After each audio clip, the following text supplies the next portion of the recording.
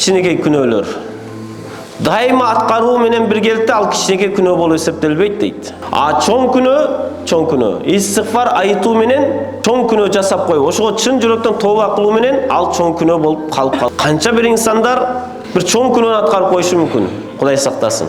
Чоң күнөөнү аткарат дагы ушундай катуу истигфар кылып, тооба кылып, жашоосун толук өзгөртөт. Бир күнөөнүн айынан. Мындай жашоодо көп болот. Бир күнөөнү аткарып коюп, өзүн ушунчалык жемелеп, сахабаларда болгон мындай. Табииндерде башка инсандарда да мындай нерсе кездешет. Бир чоң күнөөнү аткарып, ушунчалык өзүн жемелеп, ушундай айбандык сыпатка кантип бардым экен деп өзүн ушунчалык жемелеп, тооба кылып, толук жашоосу, дүйнөгө болгон көз карашы өзгөрүп, Алла деп жашап калган инсандар бар. Бирок ошонун каршысында канча бир инсандар бар, кичинекей күнөөлөрдү жасайт.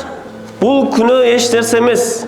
Кичинекей күнөөгү деп, бирок ошону дайым жасап жүрүү менен ошол кичинекей күнөө кичинекей болуп калбастан чоң күнөөгө айланып кетет экен. Эртең күнү чоң күнөөгө азап болуп калышы мүмкүн.